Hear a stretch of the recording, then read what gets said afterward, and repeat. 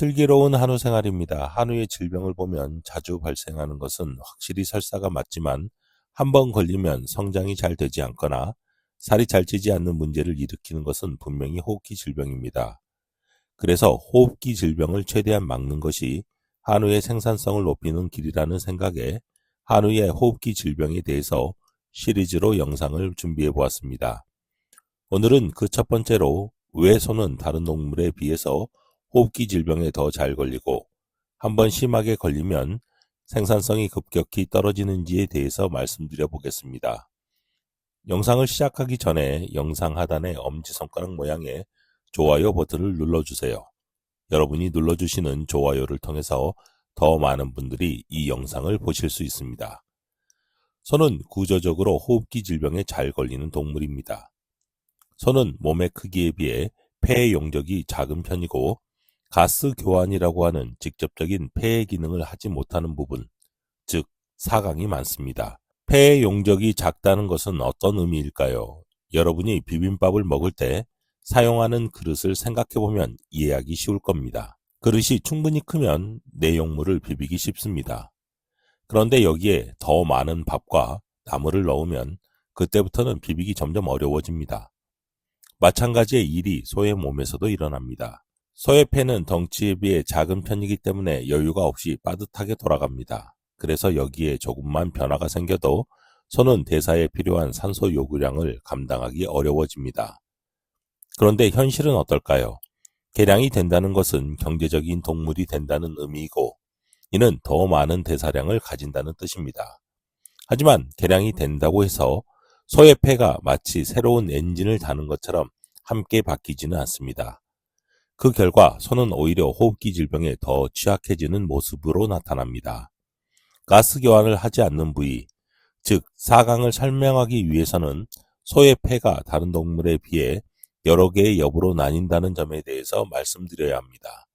말의 폐는 마치 거실이 크고 방의 숫자가 적은 집이라면 소의 폐는 거실은 작고 방이 여러 개인 집과 같습니다.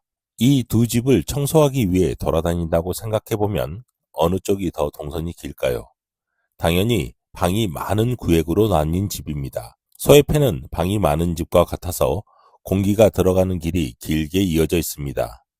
하지만 이 길은 직접 산소를 교환하는 데 참여하지는 않습니다. 산소 교환은 폐의 말단인 폐포에서 일어납니다. 사강이란 폐에서 공간을 차지하지만 기능은 하지 않는 상태를 말합니다.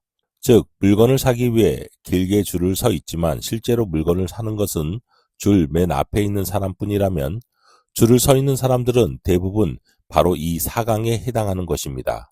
결론적으로 소의 폐는 가뜩이나 크기도 작은데 사강까지 커서 기능적 활용도가 떨어지는 단점이 있습니다.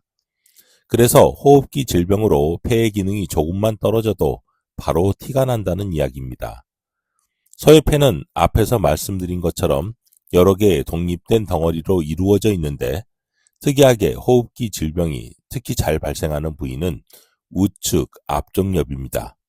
이는 왜 그럴까요? 보통 다른 동물들은 기관지의 중앙부에서 골고루 나뉘는 구조인데 소의 경우에는 기관지 중앙에서 나가는 것이 아니라 미리 우측 앞쪽부터 먼저 나가는 통로가 존재하는 구조입니다. 이를 비유하자면 다른 동물의 폐는 가운데가 길고 양끝이 둥근 풍선을 부는 것 같은 구조라면 소의 폐는 이 구조에 더해서 부는 쪽 입구 오른쪽에 작은 둥근 풍선 하나가 더 달린 구조라고 할 수 있습니다.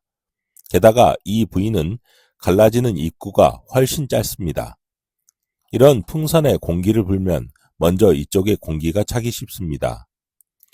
여기에 공기가 쉽게 들어간다는 것은 폐의 관점에서 보면 호흡기 질병의 원인체가 더 쉽게 진입할 수 있다는 의미입니다. 그래서 상대적으로 우측 앞쪽 옆에 호흡기 질병으로 인한 손상이 가장 쉽게 발생합니다.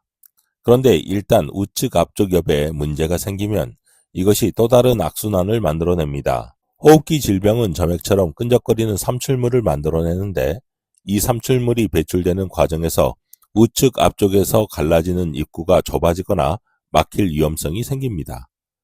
이렇게 되면 입구가 좁아진 풍선은 아무리 불어도 아래로 공기가 잘 들어가지 않는 것처럼 소는 훨씬 더 폐 기능이 떨어지는 악순환을 겪게 됩니다. 소의 폐가 구획으로 나누어져 있다는 점 역시 호흡기 질병이 쉽게 생기는 이유가 됩니다. 구획이 나누어져 있으면 오염원이 다른 곳으로 확산되지 않는 장점도 있지만 반대로 다른 폐엽이 손상된 폐엽의 부족한 기능을 도와주지 못한다는 의미가 되기도 합니다. 방의 숫자가 적고 거실이 크면 환기를 시켜 방의 냄새를 쉽게 없앨 수 있지만 소의 폐처럼 방이 많고 각 방의 문이 작은 구조는 환기가 어려운 것과 같습니다. 한번 문제가 발생하는 엽은 그 안에서 해결되어야 하며 다른 폐조직이 보조적으로 도와주기 어렵습니다. 이러한 구조적인 이유는 공통적인 내용이고 호흡기 질병은 나이에 의해서도 크게 영향을 받습니다.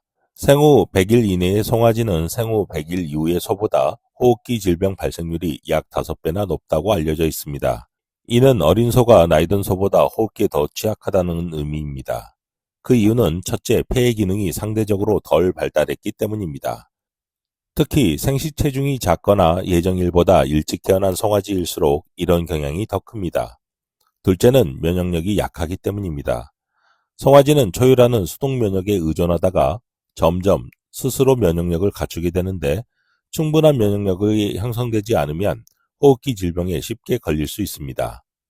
여기서 한 가지 짚고 넘어가야 할 점이 있습니다. 많은 농가에서 설사는 출생 직후 비교적 빨리 발생하기 때문에 초유와 설사의 관계는 쉽게 연결짓지만 호흡기 질병은 한참 뒤에 발생하므로 초유와 별 관련이 없다고 생각하는 경우가 많습니다. 하지만 이는 잘못된 생각입니다. 면역력은 하나로 연결되어 있으며 한번 떨어진 면역력은 장기적으로 발생하는 모든 질병에 영향을 미치고 그중 하나가 바로 호흡기 질병입니다.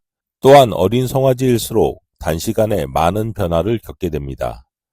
태아 상태에서 태어나고 어미젖을 먹다가 다시 사료로 전환되는 과정이 비교적 짧은 시간에 일어납니다. 이러한 변화의 폭이 클수록 스트레스로 작용하게 되며 이 스트레스에 대해서는 나중에 다시 집중적으로 다루겠습니다. 많은 한우 농가에서 호흡기 질병에 딱 맞는 확실한 해결책을 알고 싶어 하십니다. 하지만 아쉽게도 현실적으로 이는 불가능합니다. 그 이유는 소의 호흡기 질병이 다른 질병에 비해 훨씬 다양한 원인에 의해서 좌우되기 때문입니다. 물론 무엇이 주요 원인인지 어떤 원인이 상대적으로 덜 중요한지 따질 수는 있지만 가장 중요한 것은 빠짐없이 균형을 유지하는 것입니다. 다음은 호흡기 질병 발생을 높일 수 있는 사양관리의 포인트들이니 우리 농장에서 잘 지켜지고 있는지 한번 점검해 보시길 바랍니다. 첫째, 물을 잘 마시지 않는 소일수록 호흡기 질병에 잘 걸리기 쉽습니다. 호흡기 질병의 원인들이 폐로 들어오려고 할 때 몸은 점액과 섬모를 이용해서 이를 밖으로 밀어내는 1차 방어를 합니다. 이는 먼지가 쌓일 때 섬모라는 빗자루로 쓸고 점액이라는 걸레로 닦는 것과 같습니다. 하지만 물을 충분히 마시지 못하면 점액이 끈적해지고 배출 능력도 떨어집니다. 물기 없는 걸레로 청소가 잘 되지 않는 것과 같은 원리입니다. 겨울철은 다른 계절보다 소가 자발적으로 물을 덜 마시는 시기입니다. 여기에 물통의 온도가 너무 낮거나 물이 지저분해 소가 잘 마시지 않게 되면 점액의 농도가 높아지고 배출 속도와 능력이 떨어져서 호흡기 질병에 더 잘 걸릴 수 있습니다. 특히 송아지는 호흡기 질병에 더 취약한데 농장을 다니다 보면 송아지가 물을 잘 마실 수 있는 구조가 오히려 부족한 경우가 많습니다. 큰 소 기준으로 설치된 물통이나 송아지는 우유를 먹기 때문에 물은 필요 없다는 인식 때문입니다. 따라서 특히 송아지가 물을 잘 마실 수 있는 환경을 만들어주는 것이 중요합니다. 둘째로 직접적인 바람은 호흡기 질병의 원인이 됩니다.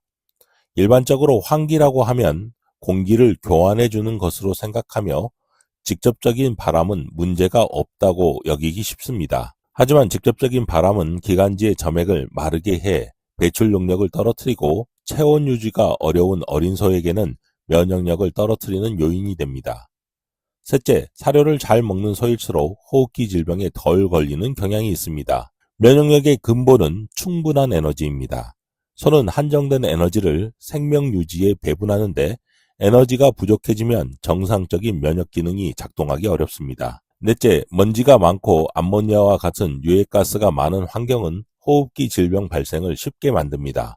먼지는 세균이나 바이러스를 함께 실어 폐 안쪽으로 운반하는 수송수단과 같은 역할을 합니다. 보통은 먼지가 점액 섬모 방어로 제거되지만 너무 많은 먼지가 한꺼번에 유입되면 모두 배출하지 못합니다.